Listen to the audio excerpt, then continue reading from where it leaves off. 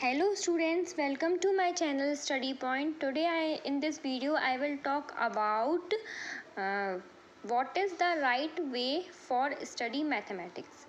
हम लोग मैथ्स को बहुत टफ समझते हैं बट ऐसा नहीं है, मैथ्स बहुत इजी है अगर आप उसे सही तरीके से पढ़ो तो in this video I will talk about how to study math in a proper way. आप लोग कैसे स्टडी कर सकते हैं मैथमेटिक्स को जिससे वो आपको इजी लगे और आपको उसमें इंटरेस्ट डेवलप हो।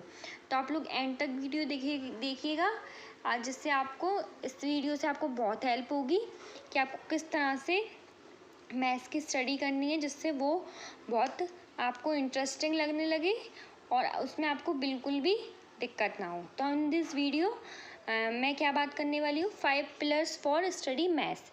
ऐसे कौन से 5 पॉइंट्स हैं जो हमें मैथमेटिक्स पढ़ने समय ध्यान रखना चाहिए। वैसे तो हर सब्जेक्ट का एक मेन पॉइंट होता है, हर सब्जेक्ट की कुछ ना कुछ हमें ध्यान रखने वाली बातें होती हैं, पर इन this video I will talk about mathematics. So in this video मैं इन्हीं मैथ्स के बारे में आपको बताऊंगी। आप लोग अगर कमेंट सेक्शन में आप लोगों को कोई और सब्जेक्ट के बारे में जानना हो तो आप उस सब्जेक्ट के बारे में जान सकते हैं। तो इन दिस वीडियो मैं बताने वाली हूँ आपको कि 5 पिलर्स फॉर स्टडी मैथ्स। ऐसे कौन से 5 इम्पॉर्टेंट पॉइंट्स हैं जो आपको मैथ्स पढ़ते समय ध्यान रखना चाहिए, इससे आपकी बहुत इम्प्रूव होगी। तो फर्स्ट पॉइंट है to know the basic concept. जब भी आप मैथ्स का कोई चैप्टर पढ़ते हैं तो उससे पहले आपको मैथ्स का किसी भी चैप्टर पढ़ने से पहले उस चैप्टर में जो भी थ्योरी है या जो भी कॉन्सेप्ट हमारे क्वेश्चन में लगने वाले हैं वो आपको पता होना चाहिए कि इस क्वेश्चन में कौन सा कॉन्सेप्ट लगने वाला है। तो to know the basic concept का मतलब क्या है कि हमें किसी भी क्वेश्चन को करने से पहले उसका बेसिक कॉन्सेप्ट पता होना चाहिए कि वो क्वेश्चन कैसे बनाए। और अगर इसी टाइप का इसी कॉन्सेप्ट है, अगर कोई दूसरा क्वेश्चन आ जाए तो हम कर लेंगे। अगर हम उसका कॉन्सेप्ट जानते हैं तो हम उसको समझ सकते हैं कि ये थ्योरी तो हमेशा सेम ही रहती है, भले क्वेश्चन बदल जाए। अगर आपके एग्ज़ाम में वो क्वेश्चन बदल के भी दे देगा और कॉन्सेप्ट आपको पता है कि इस क्वेश्चन में कौन सा कॉन्सेप्ट लगने वाला है, तो आप आसानी से पहचान जाओगे कि इस क्वेश्चन में ये क्वेश्चन वैसे तरीके से होगा और उसका वही कॉन्सेप्ट है, तो आपको उसमें बिल्कुल भी प्रॉब्लम नहीं आएगी। तो किसी भी सब्जेक्ट को पढ़ने से पहले या किसी मैथ्स के किसी भी चैप्टर को पढ़ने से पहले हमें सबसे फर्स्ट पॉइंट क्या ध्यान रखना है, to know the basic concept. किसी भी क्वेश्चन को करने से पहले उसमें ध्यान रखना है कि क्या उसका बेसिक कॉन्सेप्ट होना चाहिए। तो आते हैं अपने सेकंड पॉइंट पे। सेकंड पॉइंट क्या है, हमने कॉन्सेप्ट पता कर लिया, अब हमें एक सेपरेट नोटबुक बनानी है। सेपरेट नोटबुक क्या, जिसमें हम प्रैक्टिस कर रहे हैं क्वेश्चन, उसमें ही हमको थ्योरी जो हमने कॉन्सेप्ट समझा है या कोई भी फॉर्मूला हमें मिला है तो उसके लिए हमें सेपरेट नोटबुक बनानी है। उसमें नहीं करना जिसमें हम प्रैक्टिस कर रहे हैं क्वेश्चन, नहीं तो वो सब एग्ज़ाम के टाइम पे जब आप लोग देखोगे तो आपको कुछ समझ में नहीं आएगा। इसलिए सेकंड जो इम्पोर्टेंट पॉइंट है उसमें ये है कि आप सेपरेट नोटबुक बनाएं थ्योरी के लिए और फार्मूलाज के लिए। थ्योरी और फार्मूला के लिए आप एक ही नोटबुक बना सकते हैं, लेकिन उसमें प्रैक्टिस क्वेश्चन नहीं होने चाहिए। बस ये मैं कहना चाहती हूँ कि आप सेपरेट नोटबुक बनाइए थ्योरी और फार्मूला के लिए।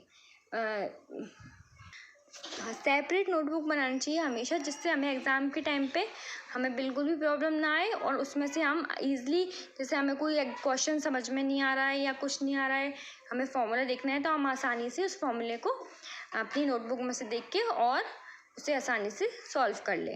थर्ड पॉइंट है try to solve question on your own. मतलब सबसे पहले अपने आप खुद से क्वेश्चन करने की प्रैक्टिस करो। अगर बहुत ट्राई करने पे भी नहीं आता है तो फिर किसी से पूछो, वरना खुद ही करने की कोशिश करो। अगर आप खुद करने की कोशिश करोगे एक क्वेश्चन, तो आपको आगे की 2 क्वेश्चन भी खुद ही आ जाएंगे।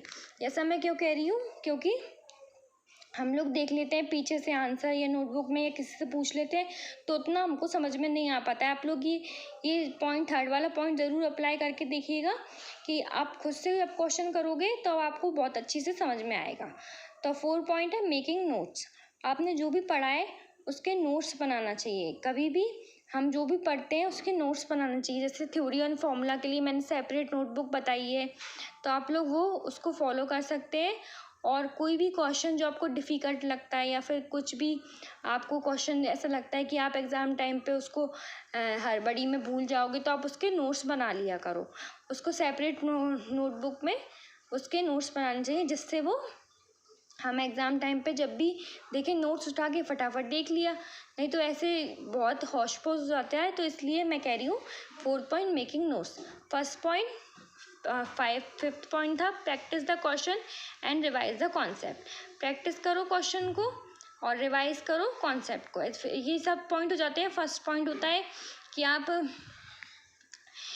थर्ड पॉइंट था try to solve question on your own. First था बेसिक कॉन्सेप्ट, पहले बेसिक कॉन्सेप्ट पता करो। सेकंड था थ्योरी और फॉर्मूला के लिए सेपरेट नोटबुक बनाओ।